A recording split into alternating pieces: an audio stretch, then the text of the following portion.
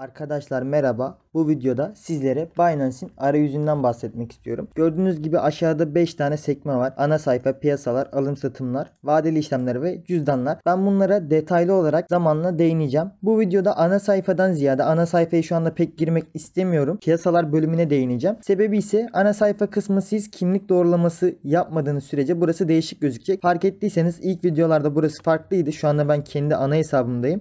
Bundan dolayı burası farklı gözüküyor. Ama buranın kullanımı da merak etmeyin, sizlere anlatacağım. Şu piyasalar bölümüne geldiğimizde burada üstte 3 tane sekme çıkıyor arkadaşlar. Spot, vadeli işlemler ve kategoriler adı altında. Ben bu videoda spot piyasasından bahsedeceğim. Bakın, piyasalar bölümündeyim ve spot sekmesindeyim.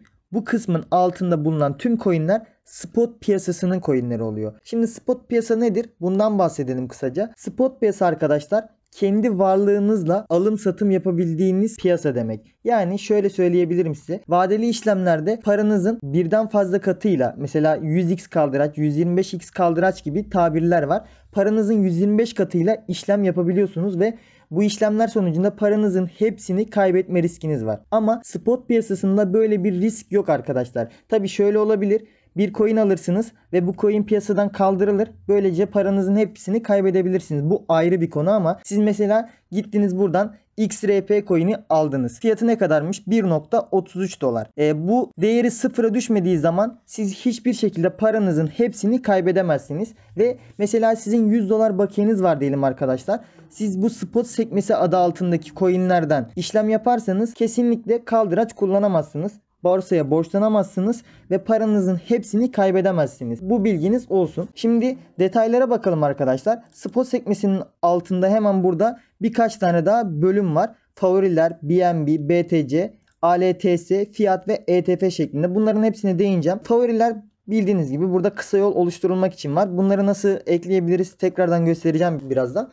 Şimdi buradaki sekmeler ne işe yarıyor arkadaşlar? BNB'ye tıklarsanız gördüğünüz gibi hepsinin yanında, burada listelenen coinlerin hepsinin yanında BNB yazıyor arkadaşlar, gördüğünüz gibi. Bu ne demek oluyor? Burada herhangi bir coin almak istersem şu sekme altından elimde BNB'nin olması gerekiyor. Tabi şöyle bir şey de var. Mesela elimde benim Cake var. Cake diye okunuyor bu arkadaşlar. Elimde Cake var diyelim. Elimdeki Cake'i BNB'ye dönüştürebilirim. Böyle bir şey de yapabilirsiniz. Burada gördüğünüz Cake bölü BNB yazan şeye biz parite diyoruz. Yani işlem çifti. Bu işlem çifti ne demek oluyor? Yani parite ne demek oluyor? Eğer ki benim elimde Cake varsa bunu satıp BNB alabilirim. Ya da benim elimde BNB varsa bunu satıp Cake alabilirim anlamına geliyor. İşlem çiftleri bu şekilde kullanılıyor arkadaşlar. Bu parite kelimesini ezberleyin. Bu çok sık kullanılan bir kelime kripto para piyasasında. Mesela bu BEC BNB paritesi. Bu XRP BNB paritesi. Yani şu anda şuradaki sekme BNB paritelerini gösteriyor. Eğer ki ben buradaki BTC'ye tıklarsam buradaki listelenen coinlerde BTC paritesi üzerinden alım satım yapılabilen coinler olmuş oluyor. Tekrardan toparlayacak olursak BTC paritesi ne demekmiş? BTC üzerinden işlem yapılabilen coinlere deniyor arkadaşlar. Yani benim elimdeki BTC'yi buradan Ethereum'a dönüştürebilirim. Doge'ye dönüştürebilirim. Ripple'a dönüştürebilirim.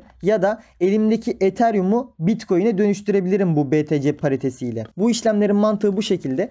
Burada yine ALTS sekmesi var. Buna tıkladığınızda da Ethereum'un desteklediği coinleri göreceksiniz. Yani Ethereum paritesini göreceksiniz. Ekstra olarak da TRX ve XRP'yi buraya koymuşlar. Bizim için en önemli kısım şuradaki fiyat kısmı arkadaşlar. Nedir bu fiyat? Fiyat para birimi devletlerin sahip olduğu dolar, euro, TL gibi para birimlerine deniyor arkadaşlar. Buna fiyat da deniyor, itibari para da deniyor. İkisi aynı anlama denk geliyor. Mesela biz bankadan Binance borsasına Türk lirası attığımızda bu bir fiyat, itibari para birimi olmuş oluyor. Kripto para sektöründe bu itibari paralara karşılık gelen stabil coinler var arkadaşlar. Mesela şurada gördüğünüz USDT, yani Tether oluyor. Gerçek adı Tether, kısaltması USDT şeklinde yazılıyor.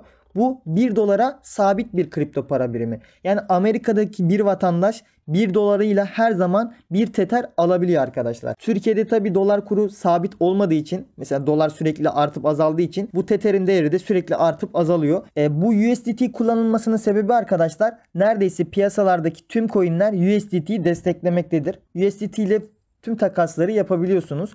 Bunun için de para yatırdığımızda bunu USDT'ye çeviriyoruz. Burada yine BAST var, bu Binance'in kendi coin'i. Bu Avustralya doları mı, öyle bir şeydi sanırsam. Yine burada devam ediyor. Gördüğünüz gibi Euro var. TRY var. Şimdi işin püf noktası şu arkadaşlar. Mesela biz bankadan Türk lirası yatırdık bu borsaya. Ve elimizde Türk lirası olmuş oldu değil mi? Buradan transfer ettik Binance TR'den buraya ya da kredi kartımızla yatırdık. Sıkıntı yok. Bir şekilde biz bu borsaya Türk lirasını yatırdık. Şimdi biz Türk liramızda alabileceğimiz sınırlı sayıda şeyler var. Bunu nasıl bulabiliyoruz? Tekrar da gösterelim şunu. Piyasalar sekmesine tıklıyoruz. Bakın spot adı altında işlemlerinizi yapın. Spot'a tıklıyoruz ve buradan fiyat kısmına geliyoruz. Burayı sağa sola kaydırabiliyorsunuz arkadaşlar.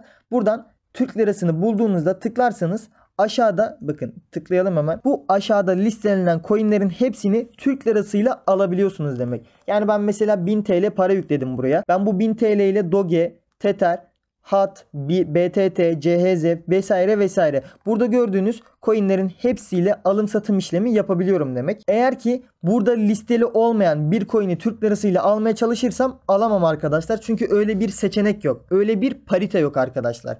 Paritenin önemini de buradan anlamış oldunuz. Şimdi nasıl yapalım mesela? Biz burada olmayan bir coin seçelim. Hemen şöyle gelelim. USDT'ye tıklayalım arkadaşlar. Buradan mesela ne almak isteyelim biz? Şöyle aşağı doğru inelim. Mesela Rose USDT varmış. TR'ye geri geldiğimde muhtemelen şunu bir kapatalım. Şuraya gelelim. Burada Rose desteği yoktur kesinlikle. Aynen. Gördüğünüz gibi Rose'u desteklemiyor. Ve benim elimde Türk lirası var arkadaşlar.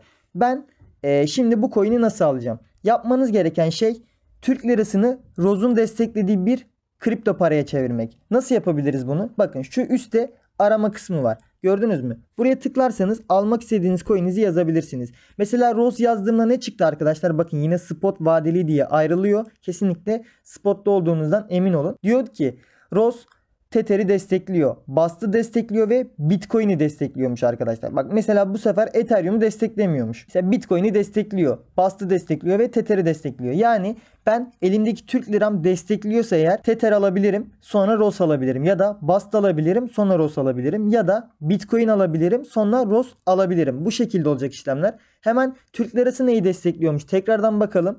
Şurayı kapatalım ve yine aynı yere TRY yazalım arkadaşlar. Gördüğünüz gibi burada birçok coin çıktı ve bunların hepsi Türk lirasını destekliyor. Bizim için önemli olan neydi? Bast, USDT ve Bitcoin. Bakalım hangileri destekleniyor? Gördüğünüz gibi Bast destekleniyor, USDT destekleniyor ve Bitcoin de destekleniyor. Bunlardan herhangi birini alıp sonra da Rose coin'imizi alabiliriz. Favorilere eklemek için de arkadaşlar şurada hemen yıldız işareti var. Buna tıklarsanız mesela TRY Bitcoin paritesini favorilere eklemiş olduk. USDT de aynı şekilde buna tıklarsam ve Bast da aynı şekilde buraya tıklarsam arkadaşlar artık şuradan geri geldiğimde favoriler kısmına tıklarsam burada gördüğünüz gibi Bitcoin Türk lirası, dolar Türk lirası yani Tether, Bast Türk lirası şeklinde burada kısa yol oluşmuş oldu. Artık buradan tıklayarak işlemlerinizi daha kısa bir şekilde halledebilirsiniz. Son olarak da arkadaşlar burada size göstermek istediğim kısım ETF kısmı. Bu kısma değinmeyeceğim gibi bir şey arkadaşlar. Çünkü bu ETF kısmı kendinden kaldıraçlı coinler oluyor. Kesinlikle bakın yanında UP ve down yani up down yazan coinlerden uzak durun. Bilginiz yoksa. Sizi uyarıyorum arkadaşlar. Bu coinler kendinden kaldıraçlı coinler